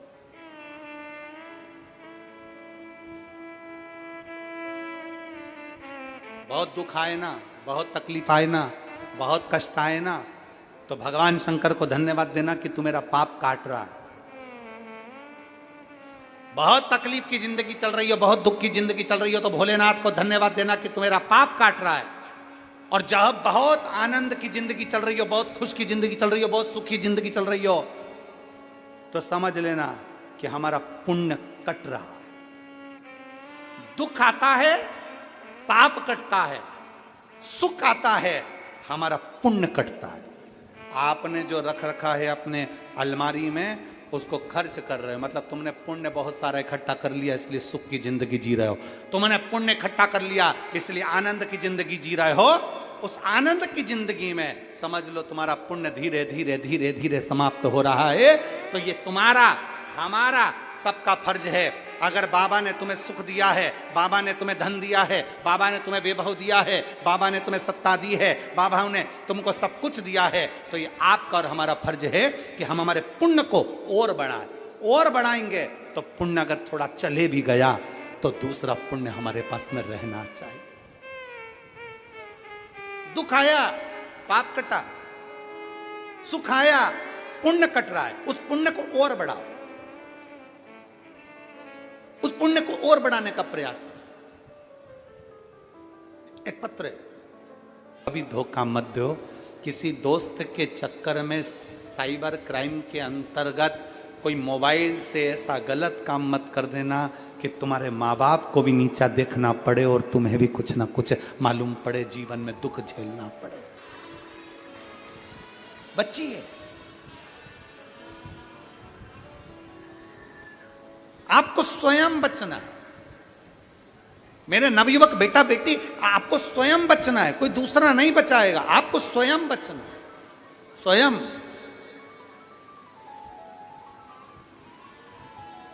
विश्वास, भरोसा।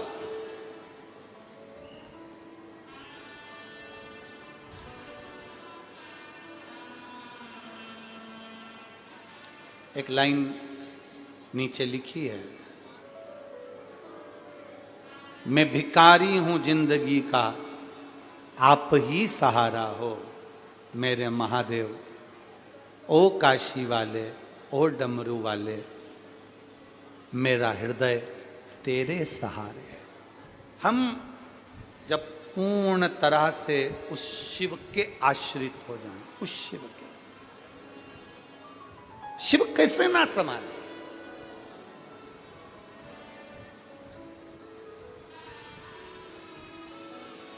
लोग हमसे कहते हैं महाराज जी आपकी शिव पुराण में कुछ है क्या, आपकी शंकर की कथा में कुछ है क्या, आपकी शिव महापुराण की कथा में क्या है। दुनिया के लोग टीवी पर कथा सुनते, मोबाइल पर कथा सुनते, पंडाल में कथा सुनते, लाखों की भीड़ कथा के अंदर आती है, और पत्र उतने की उतने कभी कम नहीं होते, पत्र की पत्र बढ़ते चले जाते हैं। आखिर शिव पुराण में ऐसा क्या है। हम आपसे भी कहेंगे दिल से, 7 दिन की शिव पुराण है, अगर दिल से सुन ली, दिमाग से नहीं, दिमाग से दुनिया रीझती है, दिल से मेरा महादेव रीझता है। दोस्तों के साथ दिमाग लगाइए, परिवार के साथ दिमाग लगाइए, रिश्तेदारों में दिमाग लगाइए, पर शंकर को भजने में दिमाग नहीं, दिल लगाइए। मेरे शिव को तुम्हारा दिमाग नहीं चाहिए, मेरे शंकर को तुम्हारा दिल चाहिए।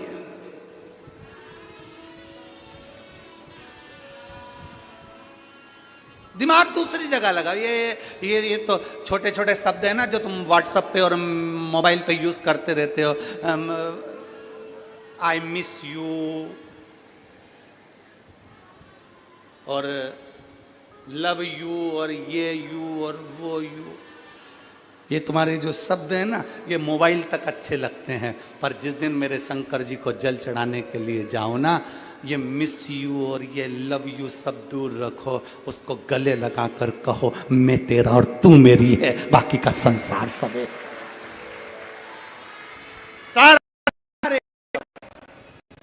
सारा संसार मैं तेरे आश्रित, और रिश्ता तेरा मेरा सबसे है प्यारा, रिश्ता तेरा मेरा सबसे प्यारा, तू मेरा बाबा मैं हूँ तेरा लाला, मैं हूँ तेरा तू मेरा बाबा मैं हूँ तेरा लाला, मैं हूँ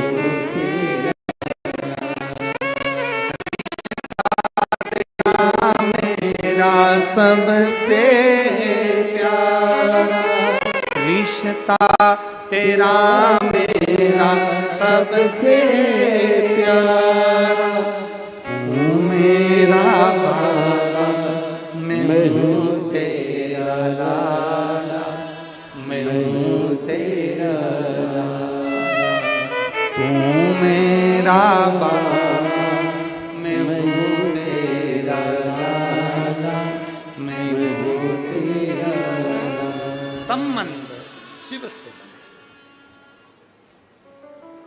रिश्ता शिव से जोड़े, विश्वास के साथ जोड़े, भरोसे के साथ जोड़े,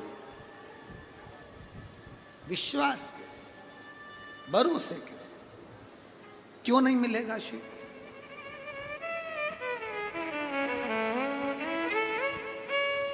जब भरोसा दृढ़ होगा शिव तत्व जरूर मिलेगा। जब ब्रह्मा जी भगवान विष्णु के साथ में एक पर्वत की घर्षण करते हैं, शिवलिंग उत्पन्न हो जाता है। चरण देखने के लिए भगवान नारायण जाते हैं, शीश देखने के लिए ब्रह्मा जी जाते हैं। नारायण का नाम सत्यनारायण पड़ जाता है और ब्रह्मा जी का सिर कट जाता है। कारण क्या था? क्योंकि नारायण शिव को पहचान गए थे, ब्रह्मा शिव को पहचान नहीं पाए थे। ब्रह्मा शिव को नहीं पहचानते।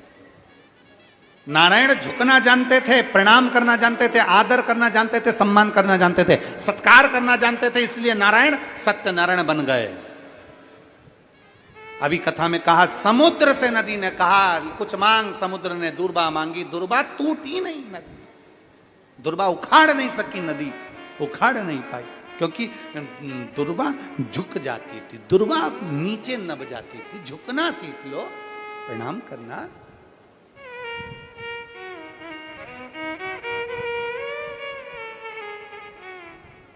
नम्र महाराज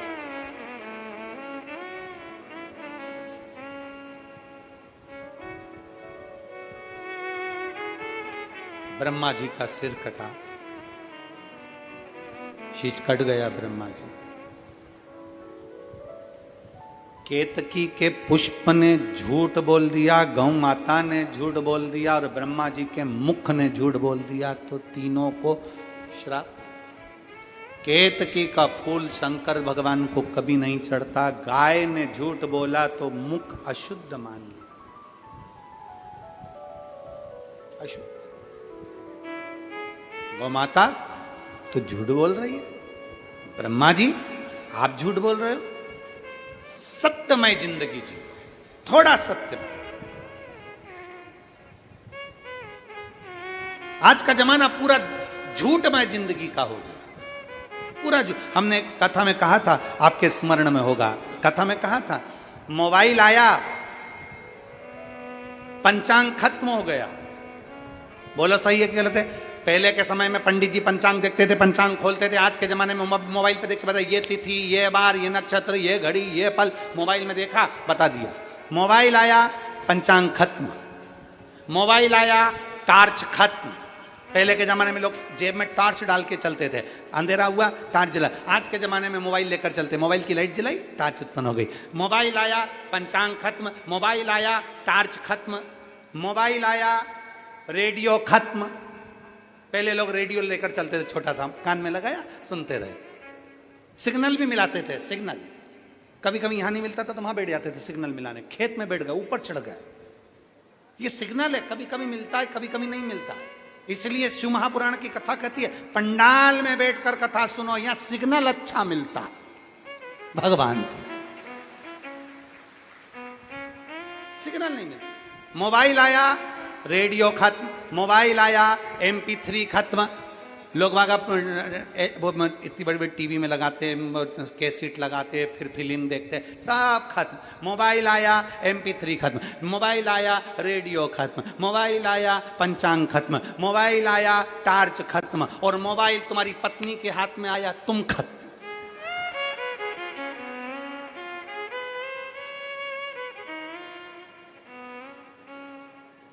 मोबाइल है, इसलिए सावधान इंडिया,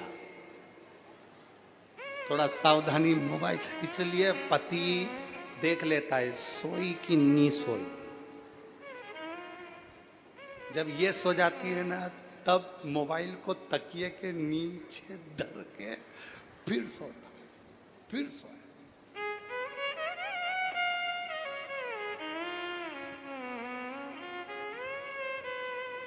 और ना जाने कौन कौन सा लॉक व मोबाइल के अंदर, भगवान जाने कौन कौन सा लॉक। लोग कहीं इस्माइल का लॉक, कहीं कोई सा लॉक, कहीं कोई सा लॉक, कहीं कोई सा लॉक। एक पति ने अपने मोबाइल में लॉक लगाया था अपने पाँव के मोजे का, पाँव के मोजे का। सावधान। शिव को पाना, सत्यता का जीवन बहुत लंबा नहीं जी सकते, थोड़ा सा जियो। हफ्ते में एक दिन, महीने में एक दिन ऐसा बनाओ जिस दिन में 2 घंटा सत्य बोलूंगा, पर वो किसी को मत बताना, खास तौर से पत्नी को मत बताना कि सत्य बोलूंगा। और एक आध दिन पत्नी तुम सत्य का व्रत लेकर बैठ गए, वो आके बैठ गई तुम्हारे पास में और उसने सब कुछ पूछ लिया, तो सत्य तो जाने दो, सत्यनारायण जी की कथा हो जाए। सत्य बोलो, एक क्षण का, एक घड़ी का, एक पल का, एक क्षण का। भगवान नारायण ने सत्य बोला, सत्यनारायण नाम पड़ गया। ब्रह्मा जी ने असत्य बोला, शीश कटा, बड़ का पेड़ बन गया। ब्रह्मा जी के शीश कटे हुए जल से, उनके रक्त से एक नदी प्रकट हो गई जिसका नाम कर्मनाशा हो गया। कर्मनाशा नदी आज भी उत्तर प्रदेश में बहती है। जिस नदी के घाट पर उत्तर प्रदेश की गवर्नमेंट ने लिख कर रखा है, इस नदी पर हाथ ना धोइए, इस नदी पर स्नान ना करिए, क्योंकि यह कर्मनाशा है।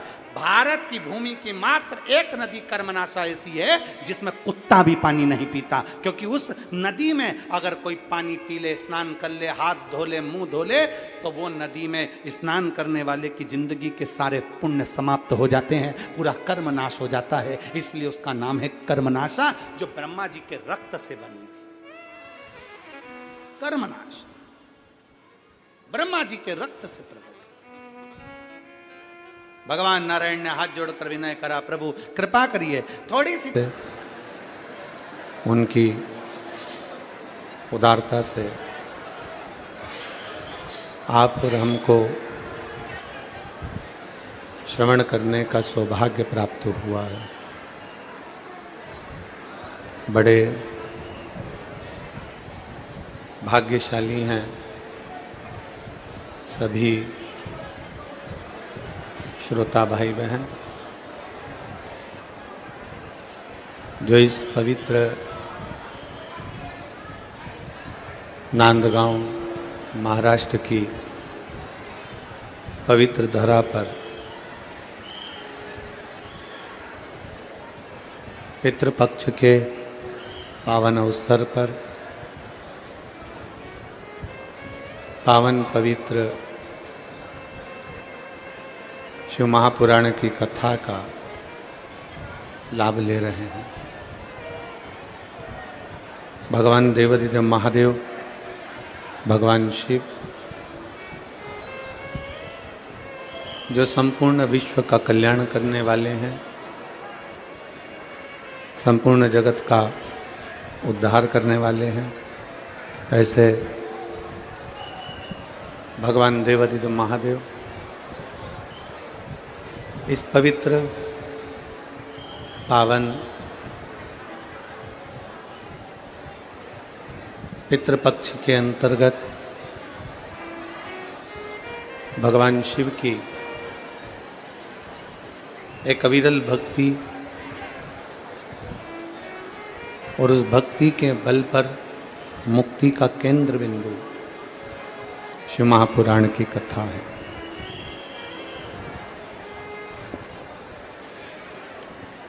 ये पवित्र पावन कथा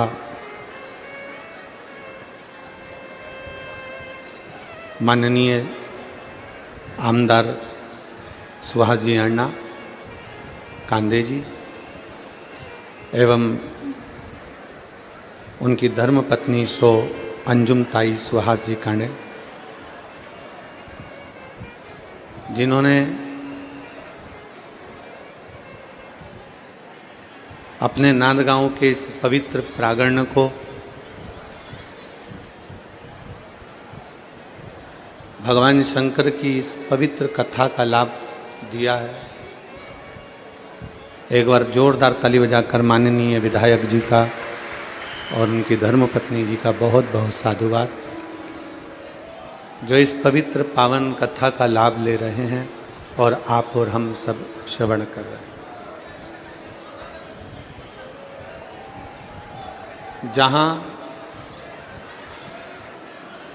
मात्र शिव महापुराण की कथा कहती है, प्रेशर बड़ा, भगवान शंकर का कथा कहती है, शिव तत्व कहता है, एक क्षण के लिए भी अगर शिव महापुराण की कथा में आप और हम पहुंच जाते हैं तो मेरा ओघड़दानी, मेरा देवाधिदेव महादेव, मेरा त्रिकालदर्शी, मेरा कैलाशी अविनाशी कृपा जरूर कर।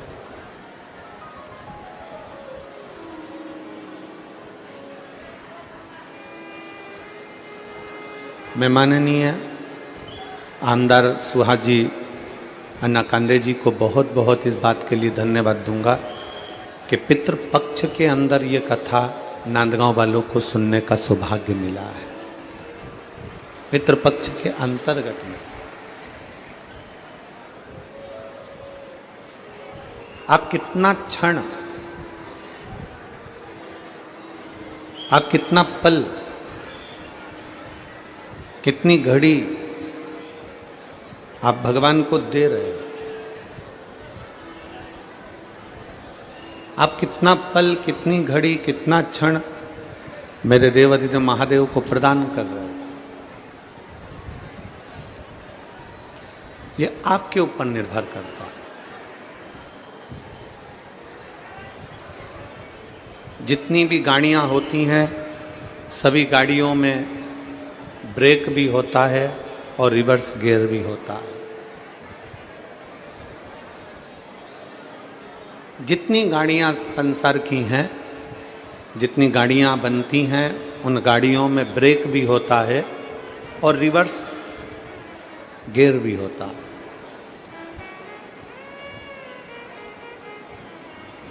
पर मेरे भोले बाबा ने जो समय बनाया है, मेरे भोले बाबा ने जो काल बनाया है, समय बनाया है, समय चक्र बनाया है, इस समय रूपी गाड़ी में ना ब्रेक है ना रिवर्स गियर है। इसमें ब्रेक भी नहीं है और रिवर्स गियर भी नहीं।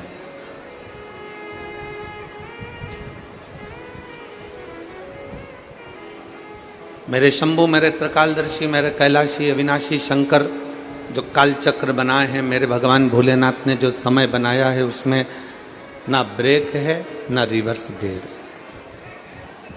दोनों नहीं। समय रुकता नहीं है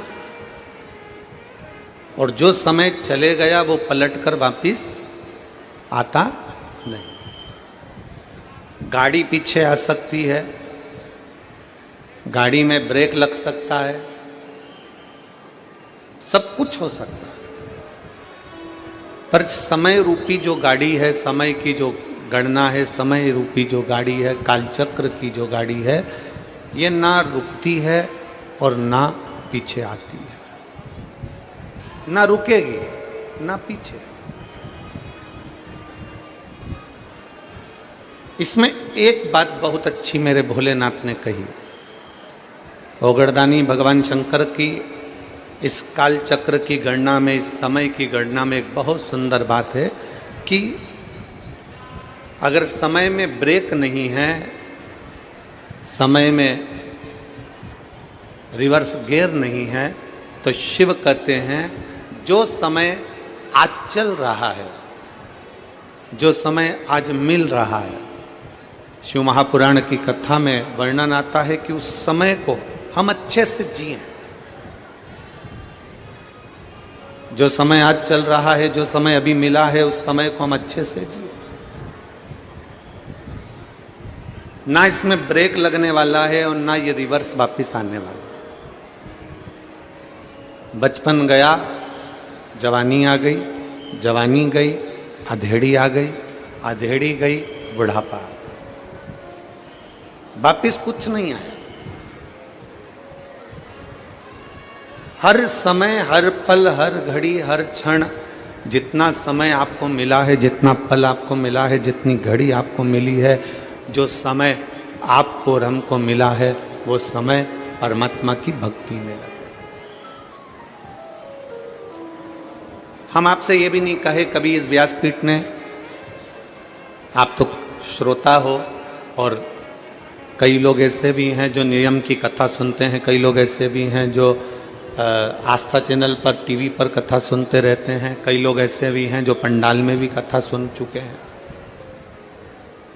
इस व्यासपीठ से आज तक हमने ये नहीं कहा आप लोगों को कि आप अपना काम छोड़ दो, मंदिर जाकर बैठ जाओ। हमने कभी ये नहीं कहा कि आप तीर्थ में जाकर बैठ जाओ, आप किसी पवित्र नदी के घाट पर, तट पर जाकर बैठ जाओ, कभी ना कहा। इतना जरूर है कि आप अपनी जिंदगी को फुल एंजॉय से जियो। अपने जीवन को जितना खुश होकर जी सकते हो उतने खुश होकर जियो। अपने जीवन को जितने आनंद से जी सकते हो उतने आनंद से जियो। और जीते जीते जीते जी अपने जीवन को जीते समय, आनंद के साथ चलते समय थोड़ा थोड़ा शिव भक्ति करते चलो। भगवान की विरल भक्ति धारण करते चलो। अभी माननीय विधायक महोदय कह रहे थे, सुहास जी, अन्ना कांदे जी, कि 2027-28 तक कथा मिलना बहुत कठिन है। पर माननीय विधायक जी कह रहे थे, आमदार जी, कि ये कथा कहीं शिव की कृपा से नांदगांव वासियों को मिल गई। ये ओगड़तनी की कृपा से। और हम तो इतना कहेंगे माननीय आमदार जी को कि ये नांदगांव वालों को तो मिली है, पर माननीय सुहास भैया कांदे जी को हम इतना जरूर कहेंगे कि ये कहीं ना कहीं आपके भी बुजुर्गों का आशीर्वाद होगा तो ये कथा नांदगांव की इस पवित्र प्रांगण में आई। नांदगांव वालों का तो पुण्य है, पर ये पुण्य आप लोगों का भी है जो ये कथा यहाँ पहुंची। अब इस कथा में से आप और हम कितना ले सकते हैं, इस कथा में से आप और हम कितना ग्रहण कर सकते हैं, कितना प्राप्त कर सकते हैं, कितना ले सकते हैं, ये आपके और हमारे ऊपर निर्भर करता है।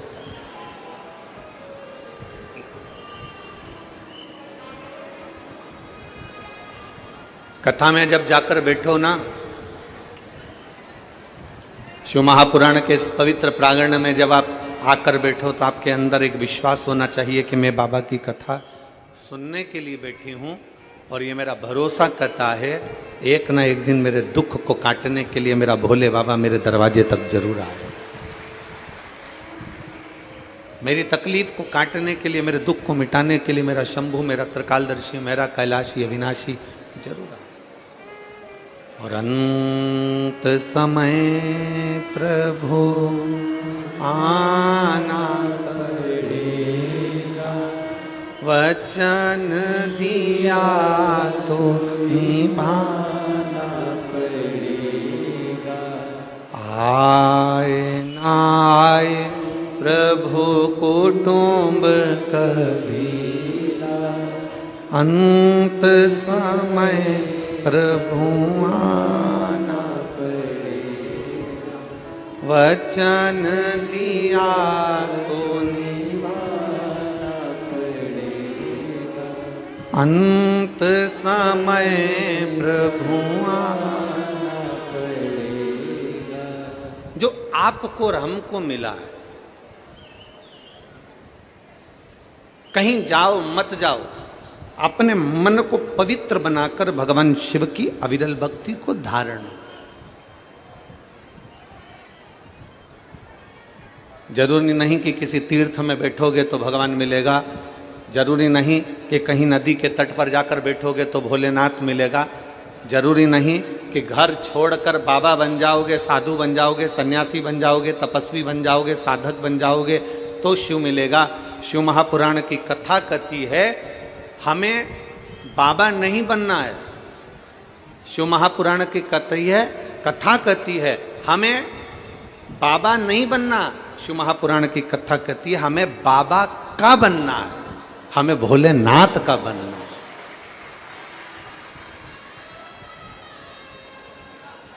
हमें शिव का बनना है, हमें ओघड़दानी शंकर का बनना है, हमें हमारे ओघड़दानी शिव तत्व का बनना है। अगर कोई आपसे कह दे अपना घर छोड़कर बाबा बन जाना, ना ना कह देना सियोर वाला महाराज मना करा, हमें बाबा नहीं बनना, हमें बाबा का बनना है। बाबा बनना अलग बात है और बाबा का बनना अलग बात है।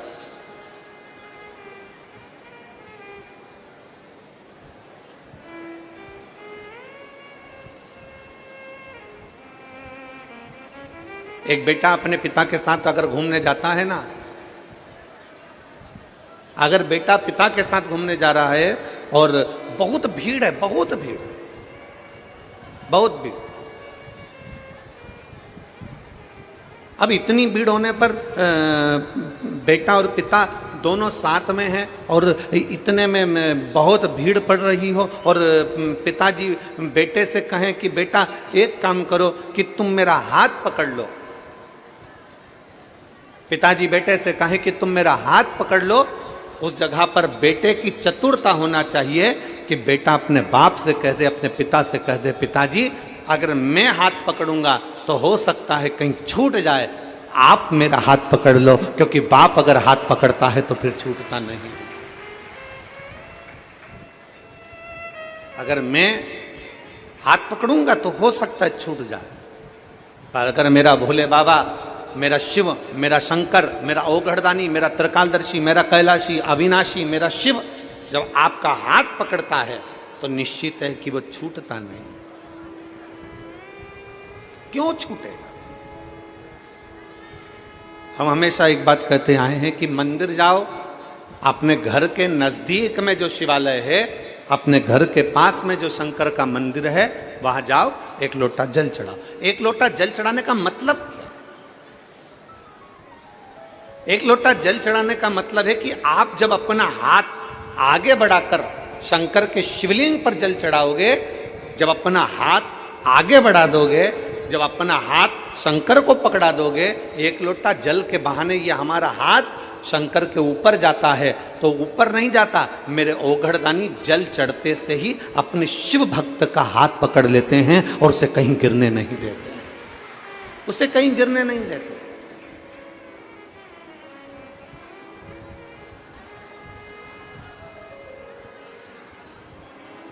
हमारे पास में कई लोग सूचना करते हैं, गुरुजी आप अपनी कथा में वही की वही भजन दोहराते रहते हो, आप अपनी कथा में वही की वही लाइन दोहराते रहते हो, बार बार इतनी कथा सुनी हमने, आपके भजन वही चलते हैं, आपकी लाइनें वही चलती है कथा में, आपके जो भजन की टिप है वो वही की वही चलती है। उसका कारण क्या है? हम पूरे शिव भक्तों से इतना चाहते हैं कि जो शिव महापुराण की कथा में भजन या एक लाइन कीर्तन की बोली जाती है, वो लाइन आप भी गुनगुनाओ। तो कभी शंकर के मंदिर में खड़े होगे तो बाबा के मंदिर में भी आपको वो लाइन का स्मरण होगा कि अंत समय प्रभु। जितने बैठे हो सब गाइए। वचन दिया तो निभाना पड़ेगा, आए ना आए प्रभु कुटुंब कबीला, अंत समय प्रभु आना पड़ेगा। हम बार बार उस लाइन को इसलिए गुनगुनाते हैं कि आपकी चित्तवृत्ति में बैठ जाए कि अंत समय में उस भोले को बुलाना, अंत समय में उस परमात्मा को बुलाना, अंत समय में उस शिव को बुलाना। और जब हम ओघड़दानी, त्रिकालदर्शी, कैलाशी, अविनाशी भगवान शंकर को भजेंगे, उसका स्मरण करेंगे, तो वो कैसे ना आएगा। कल एक कथा अपन सुन रहे थे, श्रवण कर रहे थे सुखदेव जी महाराज। भगवान सुखदेव जी महाराज की कथा का आप और हमने स्मरण किया। जब हम भगवान शंकर की कथा का पवित्र स्मरण कर रहे थे तो उसमें एक प्रसंग में 3 बातें राजा जनक जी ने, राजा जनक जी ने 3 बातें श्री सुखदेव जी महाराज से कही।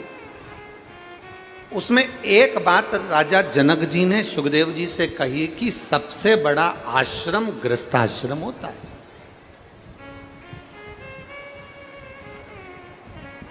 दुनिया का सबसे बड़ा आश्रम गृहस्थाश्रम है। साधु बनना सरल है, सन्यासी बनना सरल है, तपस्वी बनना सरल है, साधक बनना सरल है, उपासक बनना सरल है, पर अपने घर में, अपने परिवार में अपनी पत्नी, अपने पति, अपने बच्चे, अपने भाई, अपने बंधु, अपने सखा, अपने मित्र, अपने दोस्त और अपनों के साथ में घर में रहना बड़ा कठिन है।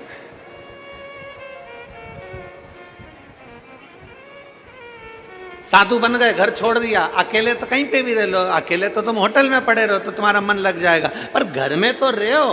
घर में इधर से माता जी कुछ कहें, उधर से पिताजी कुछ कहें, उधर से पत्नी कुछ कहे, उधर से पति कुछ कहे, उधर से भाई कुछ कहे, उधर से बहू कुछ कहे, उधर से रिश्तेदार कुछ कहें, तब घर में रहना बड़ा कठिन हो जाता है। साधु बनना सरल है, तपस्वी बनना सरल है, साधक बनना सरल है, उपासक बनना सरल है, सन्यासी बनना सरल है, पर गृहस्थी बनना सबसे कठिन है। दुनिया का सबसे कठिन काम है गृहस्थ आश्रम में रहना।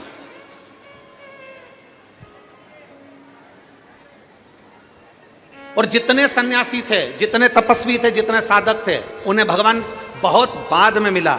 जो गृहस्थी थे उनको भगवान जल्दी मिल गए। मीराबाई गृहस्थी थी, पति परिवार के साथ रहती थी, गिरधर गोपाल मिल गए। कर्माबाई भगवान मिल गए। नामदेव जी भगवान मिल गए। संत तुकाराम जी भगवान मिल गए। मुक्ताबाई भगवान मिल गए। बड़ी सरलता से रामकृष्ण परमहंस भगवान मिल गए। गृहस्थ आश्रम एक ऐसा आश्रम है जिसमें रहकर आप अगर भगवान को एक क्षण भी पुकार रहे हो तो भगवान आपको प्राप्त हो।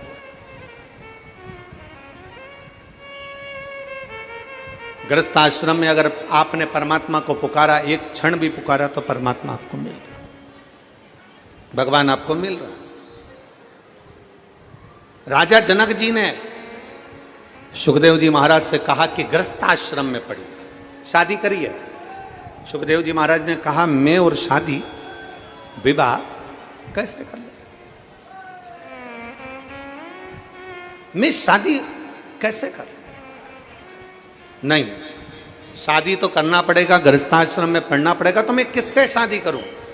सुखदेव जी महाराज ने पूछा राजा जनक जी से, आप मेरे गुरु हो, आप आज्ञा करिए कि मैं विवाह किससे करूं। इतने में राजा जनक जी ने कह दिया, जन्म मरण और परण।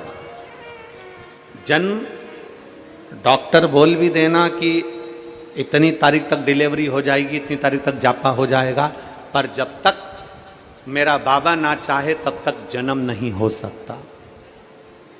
जब तक मेरा बाबा ना चाहे तब तक जन्म नहीं हो सकता। जन्म रामायण किस किसने सुनी है, राम कथा किस किसने सुनी है? सबने सुनी है।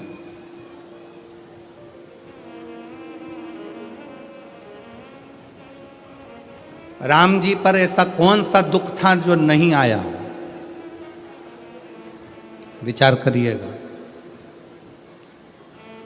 राज सिंहासन मिलने वाला था और 14 वर्ष के लिए, बोलो बोलो जम के बोलो, वन। आप कहते हो थोड़ा सा दुख आ गया, मेरी दुकान नहीं चल रही, मेरी नौकरी नहीं लग रही, मेरी सर्विस नहीं लग रही, मैंने इतनी मेहनत करी सफलता नहीं मिल रही। अरे जिसके पास में सिंहासन आने वाला था रात की रात, उसको 14 वर्ष के लिए वन जाना पड़ जाता है। 14 वर्ष के लिए कितना बड़ा दुख होगा, जरा याद करिएगा। 14 वर्ष के लिए वन के लिए निकलते और थोड़े समय के बाद सूचना मिल जाती है कि पिता शांत हो जाते हैं, पिता चले जाते हैं, पिता चले गए। दुख देखिए, सिंहासन गया, अपना राज्य गया, अपना गांव छोड़ना पड़ा, वन डोलना पड़ा, पिता चले गए। और दुख देखिए, आगे चलते हैं तो धर्म पत्नी भी चली जाती है। दुख देखिए, दुख। आप एक एग्जाम पास नहीं करते हो, माँ बाप ने आपको पाल पोस कर बड़ा करा और एक एग्जाम पास नहीं कर पाए, कोचिंग करने गए थे पुणे, कोचिंग करने गए थे कोटा, कोचिंग करने के लिए गए थे दिल्ली, कोचिंग करने गए थे मुंबई, कोचिंग करने के लिए गए थे लातूर, कोचिंग करने गए थे हैदराबाद, एक सब्जेक्ट नहीं निकल पाया, अंदर से टूट गए। और 20-25 साल के बेटे होकर, बेटी होकर, 25 साल के बेटा बेटी होकर रस्सी बांधकर सुसाइड कर लेते हो, जहर की पुड़िया खा लेते हो, पानी में डूबकर मर जाते हो। विचार करना, उस परमात्मा की जिंदगी में कितना दुख आया, हिम्मत नहीं हारी, आखिरी तक संघर्ष करते रहे, तो आखिरी में अयोध्या के राजा बनकर विराजमान हो गए। और आज के बेटा बेटी, जरा सा पति ने कुछ कह दिया, बहू का मुख खुल गया, जाकर मायके बैठ गई, अदालत में केस लगा दिया, इतना दुख दे रहे हैं, मेरी सास इतना दुख दे रही है, मेरे घर के लोग इतना दुख दे रहे हैं, मेरे परिवार वाले इतना दुख दे रहे हैं। अरे भगवान से प्रार्थना करना कि बहुत अच्छे लोग मिले हैं, ना जाने किस्मत में और कितना दुख लिखा होगा। दुख चाहे यहाँ लिखा वहाँ लिखा, उसको भोगना तो पड़ेगा, भोगना। अब ईमानदारी से बोलो, इतनी कथा तो आपने सुन ली, आपको भी अपने दुख के समय पर ढेर सारे महाराज मिलते हैं, ढेर सारे लोग मिलते हैं, और आप सबसे कहते हैं मेरा हाथ देखकर बता दो मेरा भाग्य क्या कह रहा है, मेरी पत्री का देखकर बता दो मेरा भाग्य क्या कह रहा है, मेरे घर का ग्रह क्या कह रहा है, मेरे जीवन में इतना दुख है। तुमसे ज्यादा राम जी को मिले थे गुरु विश्वामित्र जैसे, वाल्मीकि जैसे, गुरु बाबा, ढेर सारे आंत्री जैसे बड़े बड़े तपस्वी गुरु मिले थे। राम जी ने एक से भी नहीं कहा कि मेरा हाथ देखकर बताना, कि मेरी किस्मत देखकर बताना। राम जी ने केवल एक बात कही कि समय मिल जाए तो मुझे कथा सुनाना, अगर मैं कथा सुनूंगा तो मेरी व्यथा समाप्त होती चली जाएगी, इसमें मेरी प्रतिष्ठा है। राम जी ने इतने बड़े बड़े विद्वान मिले पर हाथ नहीं दिखाया, राम जी ने इतने बड़े बड़े विद्वान मिले पर अपनी पत्रिका नहीं दिखाई, राम जी ने इतने बड़े बड़े विद्वान मिले, किसी से नहीं पूछा कि मेरा दुख कैसे कटेगा, मेरी पत्नी चली गई, मेरा पिता चले गया, राज सत्ता चली गई, दर दर भटकना पड़ रहा है, 14 साल